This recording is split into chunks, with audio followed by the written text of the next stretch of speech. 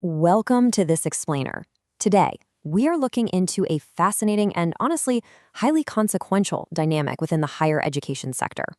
It's a fundamental tension that sits right at the heart of the modern educational landscape. We're talking about the delicate balance between treating education as a rapidly scaling business and fulfilling the core mandate of providing actual high-quality instruction. Because as you'll see, when profit and pedagogy collide, things get complicated fast. It's a pretty provocative question, isn't it? But to really understand the for-profit education industry, we have to look closely at its core growth mechanism. See, unlike a traditional nonprofit university that might rely heavily on massive endowments or state funding, profit-seeking educational institutions generate their revenue directly from student fees. Because of this, their primary engine for growth is student enrollment. But here's the catch. When enrollment becomes the ultimate metric of success, the lines between a standard admissions office and a high-stakes sales floor can really start to blur. The math here is literally as simple as it gets. For these entities, increasing revenue means growing the number of students they admit and enroll. It's a volume game, pure and simple. But as we're going to explore through the lens of standardized industry metrics, this relentless push for higher enrollment numbers can come at a steep cost. I mean, think about it. If an institution is laser-focused on acquiring new students, how does that impact the experience of the students who are already sitting in the classroom? Let's take a look at the data. Section 1. The Capital Clash. Marketing versus Instruction. Okay, let's dive into this. To really grasp this capital clash, we have to look at a split-screen reality. When a student takes out a massive loan or writes a check for their tuition, where exactly do those dollars flow? It's a question absolutely every prospective student should ask, and frankly, it's a question global investors are asking too. To answer it, we have to slow down and look at the stark financial realities and budget disclosures of these schools. And this comparison brilliantly illustrates the exact tension we're talking about. This dynamic is formally tracked by the Sustainability Accounting Standards Board, or SASB, under metric SVED 278.3.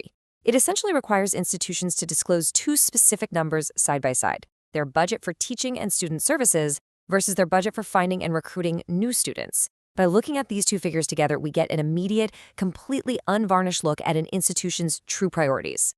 Let's break down that first category. Instruction and student services are the expenses that directly support educational quality.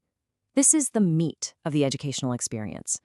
It includes compensation for faculty and academic administrators.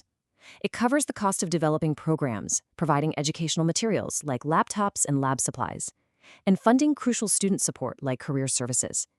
It even includes the tangible costs of your learning environments: the rent, the utilities, the upkeep of classrooms. Basically, this is the money actually spent on the student. Now, flip the coin and look at the second category: marketing and recruiting. This bucket captures the aggressive recruitment strategies used to keep that revenue engine running. We're talking about salaries paid to recruiters, massive advertising budgets, brand promotion activities, and the production of glossy marketing materials. When an institution starts spending significantly more in this category than in the previous one, well, it raises a major red flag. It suggests they might be prioritizing the acquisition of students over the actual instruction of those students. Section 2. The fallout, legal risks, and public scrutiny. So what happens when things go wrong? This aggressive focus on enrollment isn't just an abstract accounting issue. When the sales pitch promises a world-class education, but the capital is all tied up in marketing rather than instruction, the educational reality falls way short. And prioritizing marketing often leads to a really dangerous temptation: using false or misleading advertisements to lure prospective students. When entities promise specific job outcomes or artificially inflate their graduation rates to make the sale, they aren't just bending the truth. They are triggering severe public and regulatory scrutiny. To understand just how severe this risk is, we can look at another key SASB metric, SV-Ed270A.2. This tracks the total amount of monetary losses incurred as a result of legal proceedings associated with advertising, marketing, and mandatory disclosures. We aren't talking about small administrative slap-on-the-wrist fees here. We are talking about the sheer scale of financial risk that comes from deceptive marketing. It's a highly quantifiable metric that shows exactly how much misleading advertising costs an institution in cold, hard cash. So what exactly triggers these massive monetary losses? Well, the standard breaks it down clearly. It includes any adjudicative proceeding, whether before a court, a regulator, or an arbitrator. Institutions get hit with civil judgments and settlements from class action lawsuits. They face regulatory proceedings resulting in steep penalties, disgorgement, or mandatory restitution to students. In the most severe cases, this can even lead to criminal actions and fines for violating mandatory disclosure requirements. And all of this stems from that initial aggressive drive to boost enrollment at any cost. Now, what's really interesting about this setup is how the funding mechanisms themselves create a high-stakes environment.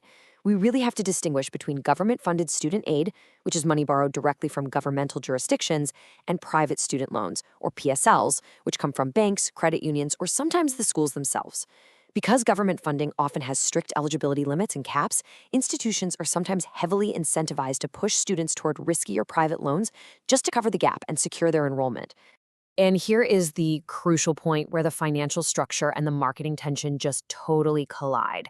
If an institution uses aggressive or misleading tactics to funnel students into private loans that they simply cannot repay, especially if the quality of education doesn't actually lead to gainful employment, it presents a massive reputational risk. It's selling a dream that leaves students trapped in high debt. Furthermore, performing poorly on accountability metrics like default rates can actually jeopardize the institution's eligibility to receive those crucial government-funded student loans in the first place. It is a vicious, vicious cycle. I want to pause for a second and remind you that this marketing and recruiting practices tension isn't just some philosophical debate among academics. It is a standardized set of accounting metrics, formally documented in the official ISSB and SASB frameworks.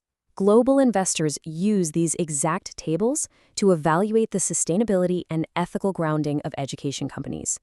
How a school markets itself is literally treated as a material financial risk. Section 3. The accountability fix, disclosing the reality.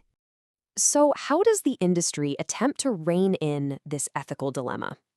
The cornerstone of this transparency is the concept of key performance statistics, as outlined in metric SV-ED 270A1. These are performance metrics, like true graduation rates, on-time completion rates, and actual verified job placement rates that institutions are legally required to disclose. But the absolute most critical part of this definition is the timing. This information must be provided to prospective students in advance of collecting any fees. Before a single dollar changes hands, the student has to know the reality of what they are buying. The standards also detail the specific mechanisms institutions must use to ensure these prospective students truly understand the data. It's not enough to just bury the statistics in a tiny footnote on page 40 of a brochure. Disclosures must be made publicly on websites and in the very promotional materials used to attract students. They have to be communicated directly during one-on-one interviews with recruiters, which effectively forces the sales pitch to include the hard data. And finally, many institutions ensure sufficiency through formal signed acknowledgments, where the student legally verifies they have received and actually understood the data. Ultimately, this transparent disclosure is the great equalizer. It directly impacts enrollment outcomes by ensuring only fully informed students actually matriculate. It influences tuition pricing and program offerings, forcing schools to remain competitive based on actual educational value rather than just marketing spin.